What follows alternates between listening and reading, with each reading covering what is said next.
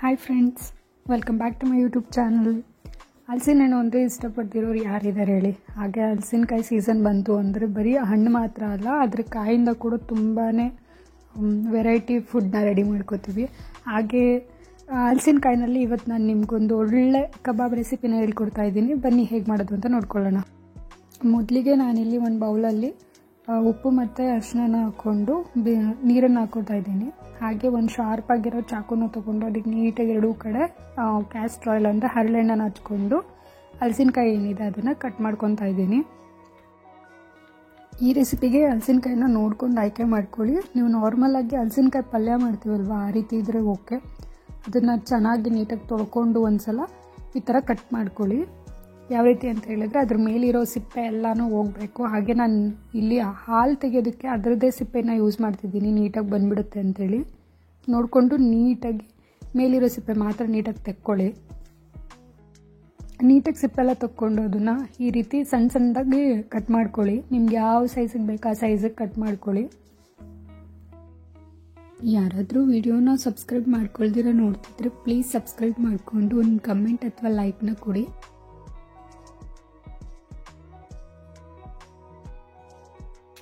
Cut ಮಾಡ್ಕೊಂಡಿರೋ ಹಲಸಿನಕಾಯಿ ತುಂಡುಗಳನ್ನ ಈ ರೀತಿ ಉಪ್ಪು ಮತ್ತು ಅರಿಶಿನ ಹಾಕಿರೋವಂಥ ನೀರಲ್ಲಿ ಹಾಕ್ಕೊಂಡ್ರೆ ಬೇಗ ಅದು ಕಪ್ಪಾಗೋದಿಲ್ಲ ಅಂಥೇಳಿ ನಾನು ಈ ರೀತಿ ಮಾಡ್ಕೊತಿದ್ದೀನಿ.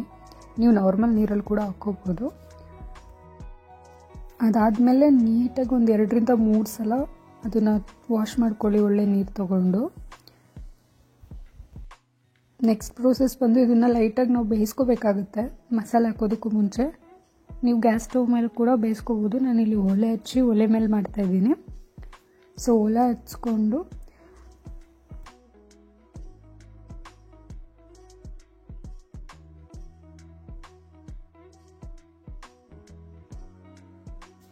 ಒಂದು ದೊಡ್ಡ ಪಾತ್ರೆಯಲ್ಲಿ 3/4 ಭಾಗದಷ್ಟು ನೀರನ್ನ ತೊಗೊಂಡಿದ್ದೀನಿ ನಾನು. ಹಲಸಿನಕಾಯಿ ಎಲ್ಲ ಮುಳುಗೋಷ್ಟು ನೀರನ್ನ ತೊಗೊಂಡು ಬೇಯಿಸ್ಕೊಳ್ಳೋಕ್ಕೆ ನೀರನ್ನ ಕಾಯಿಸ್ಕೊಳ್ಳೋಣ. ನೀವೇನಾದರೂ ವೆಜಿಟೇರಿಯನ್ ಆಗಿದ್ದರೆ ಅಥವಾ ಯಾವಾಗಲೂ ಚಿಕನ್ ಕಬಾಬ್ ತಿಂದು ಬೇಜಾರಾಗಿದ್ದರೆ ಈ ರೀತಿ ಒಂದು ಸಲ ಕಬಾಬ್ನ ಟ್ರೈ ಮಾಡಿ, ಖಂಡಿತ ನಿಮ್ಗೆ ಇಷ್ಟ ಆಗುತ್ತೆ. ಬಿಸಿ ಆಗ್ತಿರೋ ನೀರಿಗೆ ರುಚಿಗೆ ತಕ್ಕಷ್ಟು ಉಪ್ಪು ಮತ್ತು ಸ್ವಲ್ಪ ಅರಿಶಿನ ಪುಡಿ ಹಾಕ್ಕೊಂಡು ನೀರು ಕುದಿಯೋವರೆಗೂ ಇಟ್ಕೊಳ್ಳೋಣ.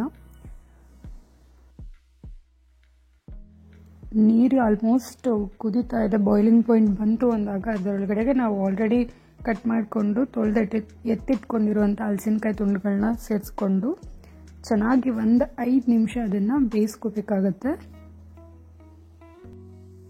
ಯಾರ ಮನೆಯಲ್ಲಿ ಇನ್ನೂ ಕೂಡ ಸೌದೆ ಒಲೆಗಳನ್ನ ಯೂಸ್ ಮಾಡ್ತಿದ್ದೀರಾ, ಹಾಗೆ ಸೌದೆ ಒಲೆ ಅಡುಗೆ ಅಂದರೆ ಯಾರಿಗೆಲ್ಲ ಇಷ್ಟ ಅಂತೇಳಿ ಕಮೆಂಟ್ ಮಾಡಿ. ಒಂದು 5 ಮಿನಿಟ್ಸು ಹಲಸಿನಕಾಯಿ ಬೇಯೋದಕ್ಕೆ ಬಿಡಿ.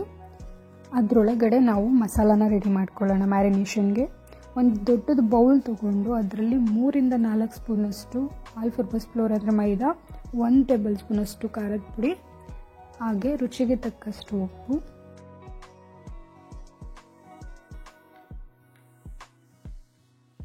ಅರ್ಧ ಟೀ ಸ್ಪೂನಷ್ಟು ಜೀರಿಗೆ ಸೇರಿಸ್ಕೊಳ್ಳಿ.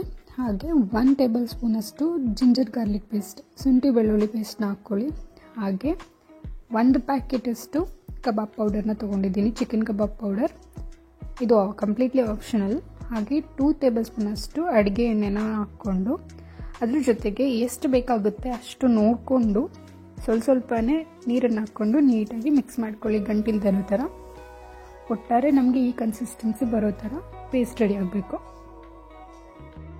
ಇದನ್ನು ರೆಡಿ ಮಾಡ್ಕೊಳ್ಳೋ ಅಷ್ಟರಲ್ಲಿ ನಮ್ಮ ಹಲಸಿನಕಾಯಿ ಬಂದು ರೆಡಿ ಆಗಿರುತ್ತೆ. ಅದನ್ನು ಚೆಕ್ ಮಾಡಿಕೊಂಡು ಒಂದು ಪ್ಲೇಟಿಗೆ ತಕ್ಕೊಳ್ಳಿ.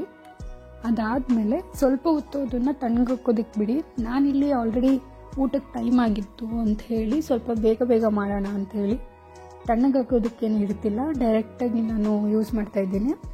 ಏನು ಆಲ್ರೆಡಿ ಮಿಕ್ಸ್ ಮಾಡಿ ಇಟ್ಕೊಂಡಿದ್ದೀವಲ್ಲ ಆ ಮಸಾಲಾಗೆ ಹಲಸಿನಕಾಯಿ ಪೀಸ್ನ ಹಾಕ್ಕೊಂಡು ನೀಟಾಗಿ ಮಿಕ್ಸ್ ಮಾಡ್ಕೊಳ್ಳಿ.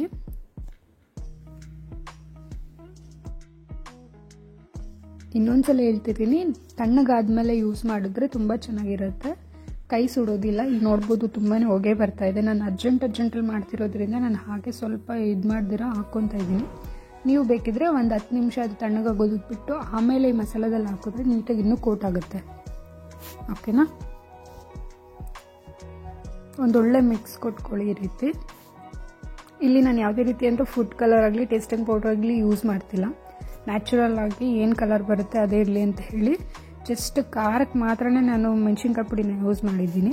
ನೀವು ಬೇಕಂದರೆ ಖಾರಕ್ಕೆ ಕಾಶ್ಮೀರಿ ಚಿಲ್ಲಿ ಪೌಡರ್ನ ಯೂಸ್ ಮಾಡ್ಕೋಬೋದು. ಅದರಿಂದ ಸ್ವಲ್ಪ ಕಲರ್ ಚೆನ್ನಾಗಿ ಬರುತ್ತೆ, ನಿಮಗೆ ಕಲರ್ಫುಲ್ಲಾಗಿ ಕಾಣುತ್ತೆ. ನೋಡಿ, ನೀಟಾಗಿ ಮಿಕ್ಸ್ ಮಾಡಿದ್ರೆ ಈ ರೀತಿ ನೀಟಾಗಿ ಕೋಟ್ ಆಗುತ್ತೆ. ಮಸಾಲ ಪೂರ್ತಿ ಎಲ್ಲದಕ್ಕೂ ಹೊಂದ್ಕೊಳ್ಳುತ್ತೆ. ಅದಾದಮೇಲೆ ಒಂದು ಫ್ರೈಯಿಂಗ್ ಪ್ಯಾನ್ ಅಥವಾ ಬಾಣಲಿನ ತೊಗೊಂಡು ಅದಕ್ಕೆ ಎಷ್ಟು ಡೀಪ್ ಫ್ರೈ ಮಾಡೋದಕ್ಕೆ ಎಷ್ಟು ಎಣ್ಣೆ ಬೇಕಾಗುತ್ತೆ ಅಷ್ಟು ಕುಕ್ಕಿಂಗ್ ಆಯಿಲ್ನ ಆ್ಯಡ್ ಮಾಡ್ಕೊಳ್ಳಿ. ಅದಾದಮೇಲೆ ಎಣ್ಣೆ ಕಾದಿದೆ ಅಂತೇಳಿ ಚೆಕ್ ಮಾಡಿಕೊಂಡು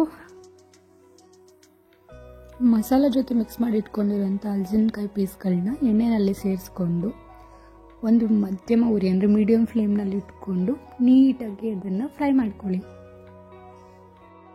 ನೀವು ಬೇಕಿದ್ದರೆ ಇದರಲ್ಲಿ ಕಾರ್ನ್ಫ್ಲೋರ್ ಕೂಡ ಯೂಸ್ ಮಾಡ್ಕೋಬೋದು. ಅದರಿಂದ ಮಸಾಲ ನೀಟಾಗಿ ಕೋಟ್ ಆಗುತ್ತೆ.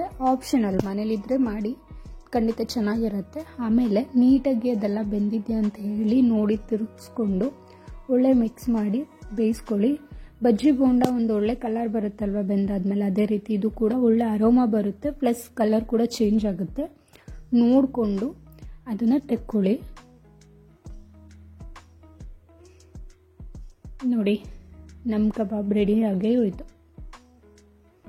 ಸೊ ಫೈನಲಿ ನಾನು ಮಸಾಲೆ ಕಮ್ಮಿ ಹಾಕಿರೋದ್ರಿಂದ ಇದು ಈ ಥರ ಕಾಣಿಸ್ತಾ ಇದೆ. ಕ್ವಿಕ್ಕಾಗಿ ಟೇಸ್ಟಿ ವೆಜ್ ಕಬಾಬ್ ರೆಡಿನೇ ಆಗೋಯ್ತು. ಮನೇಲಿ ಖಂಡಿತ ಟ್ರೈ ಮಾಡಿ, ಹೇಗಿತ್ತು ಅಂತ ಕಮೆಂಟಲ್ಲಿ ತಿಳಿಸಿ. ವಿಡಿಯೋ ಇಷ್ಟ ಆಗಿದ್ದರೆ ಸಬ್ಸ್ಕ್ರೈಬ್ ಮಾಡ್ಕೊಳ್ಳೋದನ್ನು ಮಾತ್ರ ಮರಿಬೇಡಿ. ನೀವು 1 ಸಬ್ಸ್ಕ್ರೈಬಿಂದ ನನಗೆ ತುಂಬಾ ಇನ್ಸ್ಪಿರೇಷನ್ ಆಗಿ ನಾನು ಮತ್ತಷ್ಟು ವಿಡಿಯೋನ ಮಾಡೋದಕ್ಕೆ ನನಗೆ ಹೆಲ್ಪ್ ಆಗುತ್ತೆ. Thank you so much for watching. See you in the next blog. Bye bye.